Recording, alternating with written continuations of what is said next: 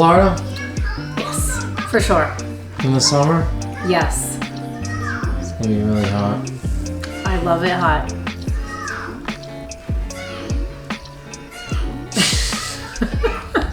What? Peter. Is it hot? Peter, you want to go to Florida? No. You don't want to go this summer? Don't you want to see Popsy?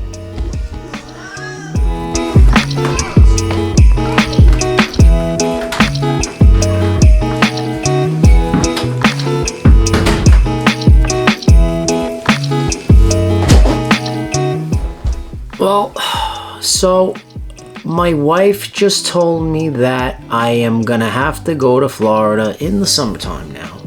The kids want to see their grandfather, so I'm gonna have to go down there. So I think this is a great opportunity to show you guys what exactly is going on with these travel points on these cards that we have.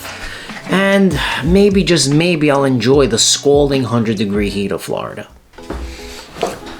So you're probably wondering which cards I use on a daily basis. Now, there's a lot of YouTube videos out there that are gonna tell you, get this card, you're gonna get all these points, you're gonna do this, you're gonna do that. But at the end of the day, you need to be strategic with what you're using your cards for. Now, I use my Amex Gold card for my flipping business. We charge a lot of stuff every month. It gives you a ton of cash back on that. And I use my Costco credit card for Costco because I go to Costco and not only do they give me cash back on their gas, but they give me cash back on their actual purchases. And they also give me a cash back on their VIP membership. So I get a check from them and I get a check from Citibank. So it's kind of like double the amount of points that I get. So on the other hand, I also use Chase Business credit cards. Now, the Chase Business Sapphire credit cards are fantastic because I could use a lot of those points on Amazon, and my wife is always buying stuff on Amazon, so she kind of uses that a lot. Now, I'd like to add that if you're making a certain amount of money, I mean, it's okay to have all these credit cards, but you need to kind of be strategic with what you're using each card for. Don't have 25 credit cards and you're gonna charge $10 on each card and expect to become a millionaire. The idea of these cards is to leverage that credit and debt, not only to pay it off in full at the end of the month, but to get some of those points and maybe roll them over. Maybe you're gonna use them for Amazon like my wife does with the business credit cards, or maybe you're gonna use them for travel, or maybe you're gonna use them for something else, for cash. Whatever the case is, you need to be kind of strategic with what card uses what, right? So my American Express card, since we're going to Florida, I was gonna fly Continental, but because my kids need to be occupied and they're 6 and 4, I like JetBlue, and I kind of like, you know, I'm biased because JetBlue, when you're on their flight, they have in the headrest, they have the TVs, and it's so much easier when you have kids. Just instead of giving them a tablet with earphones, it's just one more thing to carry on the plane. So that's why I'm kind of biased with JetBlue, and the fact that here in New Jersey they have their own like Terminal A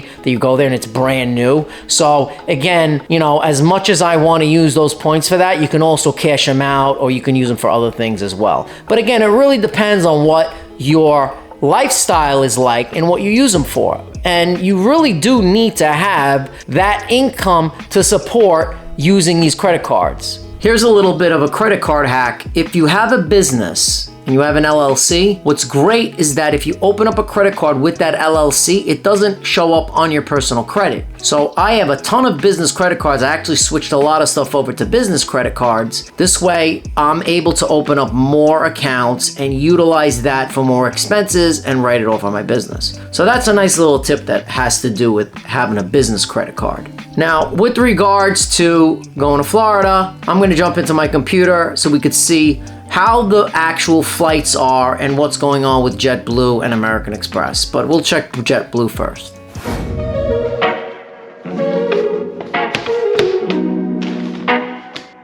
All right, let's go to jetblue.com and get an idea of what these prices are.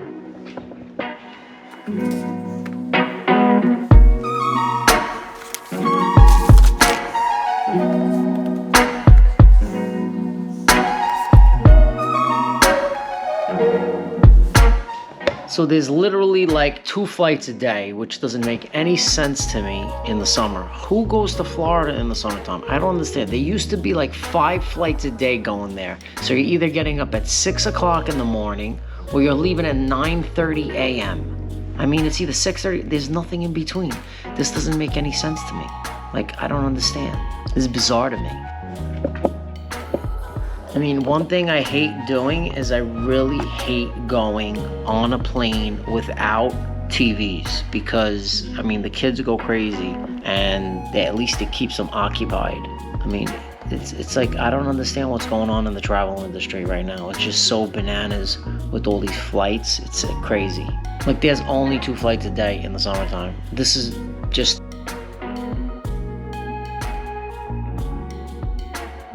I mean, look, there's Wednesday, even in the middle of the week, there's 1 flight. Like, what happened to all the flights? Like, where did they go? This makes no sense to me. I said, am I gonna have to take Frontier or maybe, fly with the chickens and the hens on the charter plane? I don't understand this. I knew this was gonna be a nightmare to go to Florida. Like, oh my God. I'm almost tempted to drive, but I can't drive with a 4-year-old and a 6-year-old because I might as well just shoot myself. Like, I hate flying Continental too. Like, even though I have travel miles, like, I just like flying JetBlue. JetBlue is just such a better airline. I guess I'm gonna have to see what's available.